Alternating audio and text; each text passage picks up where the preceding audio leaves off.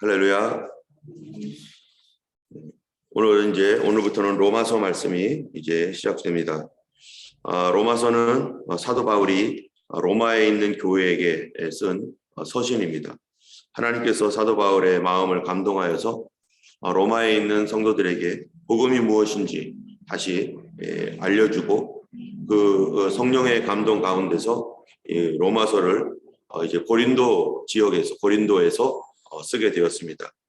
사도 바울이 고린도에서 로마서를 쓰게 되었던 배경은 2차 전도여행 때 사도 바울이 고린도 교회를 개척하고 그리고 고린도에 있었을 때 여러 많은 은혜 가운데서 고린도 교회가 점점 든든히 서갔지만 나중에 고린도 교회가 내게 파로 갈리고 또 특별히 고린도 교회 그 사도로부터 파송을 받지 아니한 교회로부터 허락받지 아니한 사람들이 와서 잘못된 교훈, 잘못된 복음을 가르치는 거였었어요.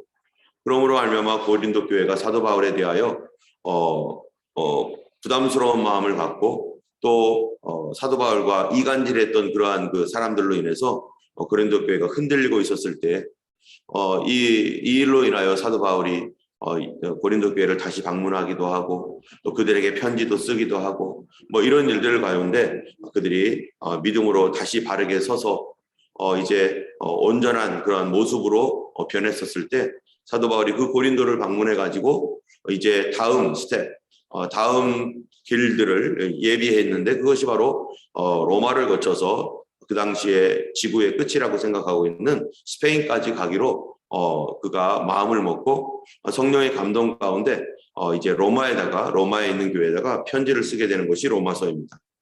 그런데 사도 바울이 다만 로마를 통해서 스페인으로 가고자 하는 어떤 그런 목적에서만 로마서를 쓴 것이 아니라 이 로마 교회는 사도 바울이 개척한 교회가 아닙니다. 이미 로마에 많은 그리스도인들이 거기에 있고 누가 개척을 했는지 잘 알지 못하지만 아마 흩어진 그리스도인들 핍박으로 인해서 흩어진 그리스도인들이 로마에까지 가서 거기서 복음을 전하고 로마 교회가 생겨났을 것으로 추측을 하는데 그런 가운데 사도 바울의 이 복음, 사도 바울의 복음을 그들이 잘 모릅니다. 예수 그리스도를 믿어서 구원받는다는 것에 대해서 그들이 알고 있지만 이 복음의 정확한 내용을 잘 알지 못하는 그런 부분들이 있습니다. 때문에 사도 바울이 예수 그리스도께서 사도 바울에게 주셨던 그 계시의 말씀, 복음의 진정한 그 복음의 핵심적인 내용이 무엇인지를 그들에게 알리고 그들이 알고 있는 그 복음과 사도 바울이 그들에게 증거해주고 있는 예수 그리스도의 계시를 너희들은 비교해봐라. 너희들이 바르게 믿고 있는지 하는 어떤 그런 차원에서도 이 복음의 진리를 그들에게 핵심적인 내용들을 그들에게 꼭 전해줘야 되겠기에 이 편지를 써서 성령의 감동 가운데 이 로마에다가 이 서신을 보내게 됩니다. 그래서 로마서는요 1장부터 8장까지는 이 교리적인 부분에 관한 내용입니다. 그래서 하나님께서 우리에게 어떤 은혜를 주셨는가, 그래서 하나님께서 우리에게 은혜로서 주신 것들과 두 번째로는 우리는 그러면은 어떻게 하나님 앞에 이런 은혜를 받아서 반응해야 될 것인가. 첫 번째로는 하나님의 영광을 위한 삶, 두 번째로는 우리 하나님의 은혜를 받았다 할지라도 우리 몸에 여전히 죄가 거하고 있는데 죄의 문제를 어떻게 해결할 것인가. 또 세 번째로는 우리의 육신의 이 인간적인 정욕이 있는데 이러한 부분들을 어떻게 해결할 것인가. 또 내 안에 있는 자아가 정말 어쩔 수 없는 내 자아의 문제들, 또 이러한 그 여러 가지 이 성결에 관한 문제들, 이런 문제들을 우리 하나님 앞에 은혜를 받은 우리들이 어떻게 이것들을 다루고 또 하나님 앞에 반응할 것인지, 이런 것들이 1장부터 8장까지 나와 있고요. 그 다음에 이스라엘에 대한 문제들 9장부터 11장까지 그렇다면은 이스라엘이 지금 예수 그리스도를 거절하고 저렇게 멀리 떨어져 있는데 이 로마 교회 안에 있는 구성원들이 유대인 그리스도인과 이방인 그리스도인들이, 그 로마 그리스도인들이 같이 있어요.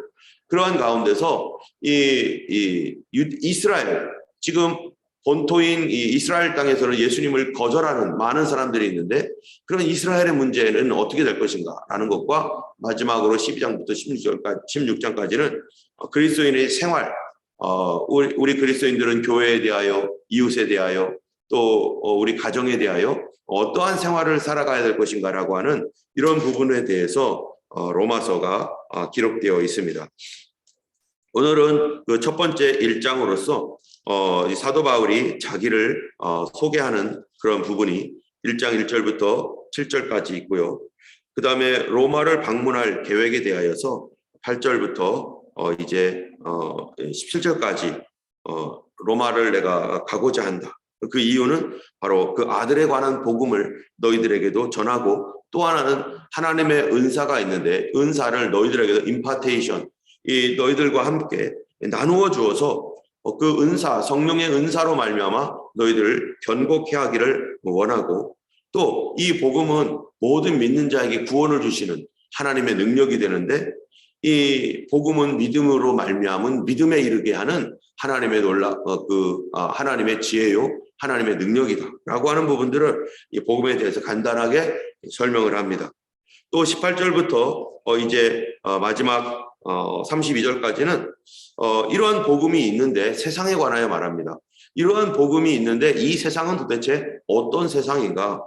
하나님의 진노가 불의로 진리를 막는 모든 사람의 경건치 않음에 대하여서 하늘로부터 나타나는데, 하나님을 몰랐던 이방인들조차도 그들 안에 하나님을 알만한 것들이 보이는데, 하나님께서 자연을 통해서 그들에게 이미 하나님의 존재에 관하여서 어렴풋하게나마 계시하셨는데, 그러나 하나님의 존재에 관하여 이 온 자연을 통해서 하나님이 계시하셔도 이 세상 사람들이 이 우상 숭배로 해와 달과 별, 조상 이런 것들을 섬기면서 거기에다가 절하고 그렇게 해야 한다. 그 하나님의 영광을 보고서도 우상 숭배하는 그 인간의 모습이 무엇이냐? 바로 이것이 바로 죄인된 우리 타락한 육신의 모습이라는 거예요. 똑같은 것을 보아도 그것을 가지고 하나님을 찬양을 해야 되는데, 인간의 눈이 타락이 되어버리고 마음이 타락이 되니까 똑같은 것을 보고서 하나님을 찬양하는 것이 아니라 그거를 만드신 하나님이 아니라 그 존재를 찬양하게 되는 거예요.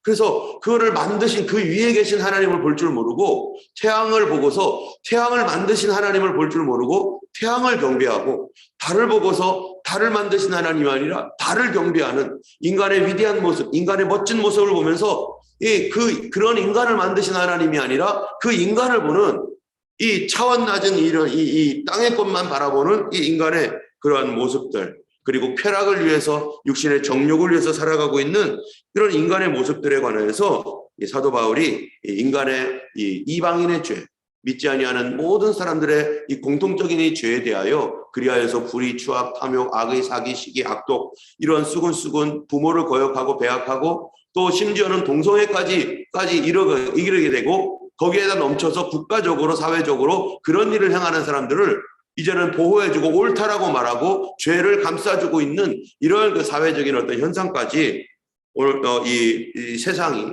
이렇게 타락되어 있다라고 말하고 있는 것입니다. 먼저 로마서 전체적인 내용은, 1장의 전체적인 내용은 오늘 이렇게 흘러가는데요. 특별히 오늘 로마서 1장 1절에서 보면은 사도 바울이 자기를 소개해요. 뭐라고 하냐면은 예수 그리스도의 종 바울은 사도로 부르심을 받아 하나님의 복음을 위하여 택정함을 입었다, 이렇게 말합니다. 사도 바울이 자기 자신을 먼저 로마 교회가 자기를 모르기 때문에 자기가 어떠한 사람인지를 소개하는 데에서 사도 바울은 예수 그리스도의 종이다. 사도 바울이요, 왜 예수 그리스도의 종이라고 했는가? 예전에는요, 무슨 종이었었어요? 우리 모두가 다 바로 죄의 종이었습니다. 죄의 종노릇하며 살아가고 있었고, 죄가 끄는 대로 살아갔는데 이제 나 신분 바뀌었다. 우리는 예수 그리스도의 종이다. 당신들도 마찬가지다라는 것이죠. 하나님께서 이 죄의 종이고 이 종교의 종으로 살아갔던, 그래서 이 인간 안에 죄의 메커니즘에 의해서 그렇게 살 수밖에 없었던 이 사도 바울이 어떻게 그리스도의 종, 주님께 속한 사람, 하나님의 사람으로 바뀌었는가? 그것은요, 바로 그 다음 말씀 때문입니다. 예수 그리스도 종 바울은 사도로 부르심을 받아 하나님의 복음을 위하여 택정함을 입었으니, 자기가 이 죄의 종이요, 율법의 종이요, 이런 여기에 매어서 살아가던 나를 하나님께서요, 어떻게 했느냐면은 사도로 부르심을 받아서 하나님의 복음을 위하여 택정함을 입었다. 여기에 두 가지 단어가 나오는데요. 하나는 부르심이라는 거예요. 사도로 부르심을 받았다. 또 하나는 뭐냐면은 복음을 위하여 택정함을 받았다. 부르심을 받았다라고 하는 이 부름이라고 하는 것은 이 무슨 부름이냐? 사도로. 여기에 관한 부름이라고 하는 것은 직분에 관한 것이죠. 나는 하나님께서 이 사도라는 직분으로 나를 부르셨어. 사람들마다 하나님이 부르시죠. 그런데 저는 목사로 부르셨고, 또 어떤 사람들은 장로님으로, 권사님으로, 집사님으로, 선교사로, 교사로, 교수로, 또 선지자로 여러 부분으로 사람들마다 자기의 이 사명대로, 그 사명대로 부르셨어요. 그거는 이 나의 사명이죠. 이 하나님의 부르심을 받았는데, 그런데 이 부르심보다 더 큰 것이 있어요. 그거는 뭐냐면요, 택하심이라는 겁니다. 택함이라는 것은, 이 택했다는 건 뭡니까? 이 구별됐다라는 뜻이에요. 하나님 나를 구별하셨다. 무엇을 어디로부터 구별하셨다는 거예요? 바로 세상으로부터. 믿지 아니하는 이 세계로부터 나를 구별해가지고 나를 부르셨는데, 나를 왜 구별하셨는가? 무엇 때문에요? 하나님의 복음을 위하여. 복음을 위하여 구별하셨다는 거예요.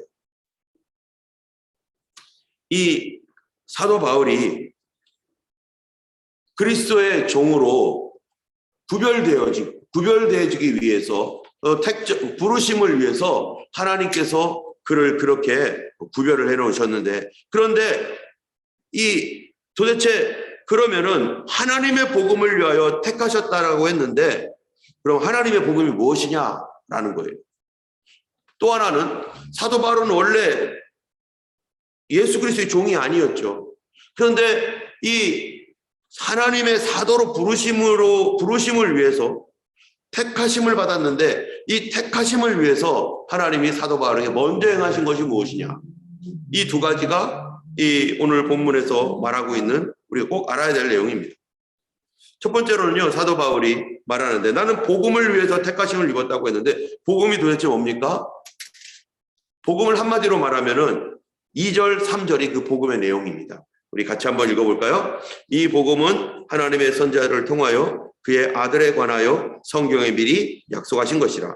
그의 아들에 관하여 말하면 육신으로는 다윗의 혈통에서 나셨고 성결의 영으로는 죽은 자들 가운데서 부활하사 능력으로 하나님의 아들로 선포되었으니 곧 우리 주 예수 그리스도시라. 이 2절, 3절, 4절에서 말하고 있는 복음, 이 복음은 2절에 이렇게 말하죠. 이 복음은 한마디로 말하면 아들에 관하여 성경에 미리 약속하신 것이다. 성경에 미리 아들에 관하여 약속하신 것인데, 그것이 무엇이냐? 4절 끝에 보면 곧 우리 주 예수 그리스도시라.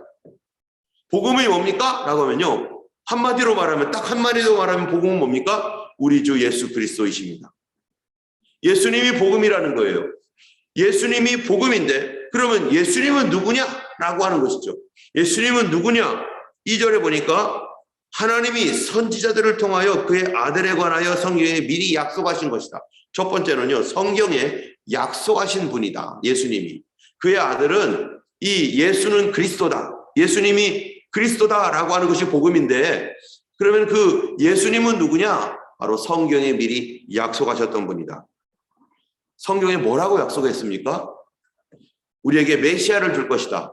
바로 그리스도, 우리를 구원할 수 있는 구원자를 줄 것인데, 그것이 바로 그분이 예수님인데, 이 성경이 그러면 예수님에 관하여, 예수님이 태어나기도 이전에, 예수님이 이 땅에 오시기 이전이죠. 오시기 이전에 미리 성경에 뭐라고 약속하셨는가? 이런 분이 오실 텐데, 그분이 오면 그분이 바로 구원이고 복음이고 메시아인 줄 알아라 라고 했던 그 내용이 3절이에요. 그의 아들에 관하여 말하면 육신으로는 다윗의 혈통에서 나셨고, 이 우리의 구원자로서 오실 분은 반드시 성경에 뭐라고 했냐면 다윗의 혈통에서 난다. 다윗의 후손이다. 다윗의 혈통에서 난다. 유대 족속 중 다윗의 혈통에서 난다. 여러분, 이 땅을 구원할 구원자, 우리의 온 인류를 구원할 구원자는 도대체 어디서 나는가? 우리 한국 민족에서 납니까? 중국 사람 중에 있습니까? 미국 사람 중에 있습니까? 아닙니다. 성경 분명하게 얘기하고 있어요. 다윗의 혈통에서 나게 할 것이다. 아브라함과 다윗의 자손 예수 그리스도의 계보라라고 하면서 이 마태복음 1장 1절에 그렇게 얘기한 이유는 바로 우리의 이런 타락된 모습, 이 인간의 이 죄악을 담당하고 우리 죄를 위하여 우리를 대신하여 죽으실 그 희생양으로 오실 그 하나님, 이 메시아, 우리의 구원자는 반드시 이스라엘 안에서 유대 족속 중에서 다윗의 혈통으로 나온다라고 성경에 기록하고 있기 때문에 바로 이 얘기를 하고 있는 것입니다. 여러분, 복음은 뭐냐? 바로 육신으로는 다윗의 혈통에서 나시는 분, 그들 중에 메시아가 있다는 겁니다. 그럼 도대체 그러면 메시아라고 하는 분이 다윗의 혈통에서 난다고 했는데 다윗의 혈통에서 한 사람밖에 안 납니까? 다윗의 후손들이 얼마나 많아요? 그러면 그 후손 중에 도대체 누가 우리를 구원할 메시아이고 하나님의 아들인가? 누가 우리를 구원할 분인가? 그것은 영적으로 봐야 된다는 것입니다. 영으로서 4절에 보니까 성결의 영으로는 이렇게 얘기했어요. 예수님은 이 땅에 태어나실 때, 이 땅에 오실 때 어떻게 왔습니까? 성령으로 잉태되었어요. 성결의 영으로 잉태됐다는 거죠. 자, 성령으로 잉태되신 성결의 영으로는 죽은 자들 가운데서 부활하사 능력으로 하나님의 아들로 선포되었으니, 바로 성령으로 잉태되신 예수 그리스도는 이 땅에 오셔서요, 성령으로 사역을 하셨어요. 그렇죠? 예수님의 공생의 전체가 성령과 능력을 기름 붓듯 받아서 그가 두루 다니시며 착한 일을 행하시고 마귀에게 눌린 모든 사람들을 고치셨고, 예수께서 온 갈릴리에 두루 다니사 저희 회당에서 가르치시며 천국 복음을 전파하시며 모든 악한 것에게 눌리고 각종 귀신 들린 자, 병 걸린 자, 이런 모든 자를 고치셨는데 그것이 누구의 능력으로 하셨느냐? 바로 성령의 능력으로 그 일을 다 행하셨다는 것입니다. 그리고 예수님이 십자가에 달려 죽으시고 그리고 부활하신 것도 누구를 통해서 부활합니까? 그 아들을 살리신 영이 너희 안에 거하시면 그 아들을 살리신 그의 영이 너희 죽을 몸도 살리시리라 하신 말씀처럼 바로 성령께서 예수님을 죽음에서 부활시키셨어요. 바로 그러므로 말미암아 예수님이 누구라는 것을 증명했냐면은 바로 하나님의 아들이시다라는 것을 부활하심으로 증명했습니다. 이 땅에 죽었다가 부활하신 그런 존재가 있는데 그 존재가 유일합니다. 누굽니까? 예수님밖에 없습니다. 이 땅에 수많은 종교가 있지만 그 모든 종교들이 죽음으로써 끝났습니다. 그거는 거짓이라는 거예요. 그거는 구원자가 아니라는 거예요. 자기 죽음도 해결할 수 없는 존재가 무슨 우리를 죽음과 영원한 지옥에서 건집니까? 자기도 죽었는데. 그러면서 다른 종교들이 말하는 것은 죽음은 저 세상이라고 말하는 거예요. 죽음은 저 세상으로 가서 저 세상에서 영원히 살고 저 세상에서 행복하게 살 것이다. 이렇게 말합니다. 왜요? 죽음을 이기지 못했으니까 그 세상 우리가 현재 이 세상에서는 저 세상이라고 하는 이 죽음 이후에 어떠한 세상을 보지 못하고 있으니까 그냥 그렇게 퉁 치고 넘어가는 거예요. 죽으면 저 세상에서 갈 거고 저 세상에서 행복하게 살 거고 저 세상에서 이제는 우리가 원하는 대로 이제는 아름다운 세상이 있어. 그래서 우리는 저 세상 가면 돼. 이런 식으로 말해요. 그들이 저 세상에서 어떻게 있는지 알지도 못하고 죽음에서 나오지 않았기 때문에 저 세상만 얘기합니다. 그러나 성경은 뭐라고 말합니까? 저 세상이 아니라 저 세상, 이 세상 그런 게 구분이 아니다 이거예요. 저 세상이라는 게 아니라 영적인 세계가 죽음 이후에 어떤 저 세상입니까? 그렇지 않습니다. 바로 다 모든 것이 현실이죠. 여러분, 우리가 이 세상에 살면서요, 두 가지 세상을 동시에 오늘날 살고 있어요. 하나는 우리 현실 세계를 삽니다. 리얼이죠. 리얼리티. 그런데 우리는 또 하나의 세계를 살고 있는데 지금 앞으로 과학이 발달하면요. 지금 무슨 세계가 우리 앞에 펼쳐집니까? 소위 메타버스라고 하는 게 있어요. 메타버스. 지금 현실 세계가 아니라 가상 세계. 이미 우리는 인터넷으로 뭐 물물 교환하고 또 온갖 것들이 다 인터넷 세상으로 가고 있어요. 우리는 지금 현재 세상과 가상 세계를 함께 살아가고 있어요. 그것이 그것이 새로운 세계입니까? 우리 눈에 두 가지 세상이 동시에 있는 거죠. 그래서 하나님께서 뭐라고 말합니까? 하나님은 죽은 자의 하나님이고 산 자의 하나님이다. 하나님에게는 다 살아있다. 우리가 살고 있는 이 현실 세계와 또 우리가 가상 세계로서 컴퓨터를 통해서 들어가서 그 생활하는 그 가상 세계가 다른 세계가 아닌 거예요. 우리 내 현실 속에 이것도 있고 이것도 있는 거죠. 앞으로 뭐 뒤집어 쓰고 가상현실 속에서 가가지고 마치 매트릭스에 있는 것처럼 한 사람이 누워있고 그리고 자기의 생각과 이런 것들이 가상세계 속에서 막 이 컴퓨터 세계 안에서 메타버스 안에서 막 움직인다 할지라도 그게 두 가지 세상입니까? 한 가지 세상이죠, 사실은. 그렇게 만들어져 있는 가상세계일 뿐이죠. 거기서 모든 생활이 이루어진다 할지라도 하나님께서는요, 이 세계를 그냥 그렇게 이 영적인 것과 육적인 것이 함께 있는 이 세계예요. 예수님께서 어떻게 승천하셨습니까? 이 몸을 가지고, 부활한 몸을 가지고 승천하셨어요. 어디로 가셨어요? 죽음 저 너머로 갔습니까? 아닙니다. 죽음 저 너머의 세계가 아니에요. 보이지 아니하는 영적인 세계일 뿐이죠. 그러나 예수님은 우리를 어떻게 하신다는 거예요? 우리를 부활시키셔서, 예수님이 부활했기 때문에. 그럼 죽음에서 부활하신 예수님은 어떤 분이에요? 지금 여기 우리처럼 이렇게 보고 듣고 이러고 있습니다. 그래서 예수 그리스도는 부활하셨다는 거예요. 그리고 우리가 앞으로 영원히 살아가야 될 이 세상도 어떻습니까? 바로 이와 같은, 그러나 분명히 부활한 몸, 주님께서 새하늘 새 땅으로서 새롭게 창조하신, 새롭게 고쳐놓으신, 회복된 그 세계 속에서 아담과 하와가 처음 만들어져서 그 세계를 보며 영생하며 참으로 모든 것들이 죄 없는 그런 세상 속에서 살았던 것처럼 죄로 말미암아 망가지고 깨지고 부서졌던 이 세계를 우리의 영혼과 우리의 몸을 주님이 다 온전하게 부활의 몸과 같이 예수님과 같은 형상으로 회복시키셔서 새로운 세계 속에서 살아가고 있는 것인데, 살게 하실 것인데, 그것이 우리 미래에 다가오는 하나님의 나라이죠. 우리가 죽어서 우리가 모르는 저승세계라고 하는 저 세상이라고 하는 그 알지도 못하는 어떠한 곳에서 이렇게 있는 것이 아니라 하나님 나라가 이 땅에 임하라고 말씀하시고 계시고, 하나님께서 이 땅을 새롭게 한, 만물을 새롭게 하노라, 새하늘과 새 땅이라고 말씀하시는 것은 이 현실과 전혀 무관한 어떠한 이 죽음 이후의 세계라고 하는 것이 아닙니다. 바로 예수님은 부활하셨습니다. 그리고 예수님은 우리 곁에 계시고, 성령님은 지금 우리 옆에 계시고, 우리 안에 계시고, 하나님은 우리와 함께 하시는 하나님이에요. 죽음 저편에서 우리를 지켜보고 있고, 이 세상으로 오기 위해서 뭔가를 하고 이런 하나님이 아니라 전혀 다른 철학적으로 말하는 이데아계와 현실계 이런 식이 아니라 바로 하나님은 우리와 함께 하시는 하나님, 부활하신 예수님은 지금도 우리와 함께 하시는 예수님이십니다. 바로 복음이라고 하는 것, 복음은 바로 그리스도께서 부활하셔서 하나님의 아들로 증명되었다.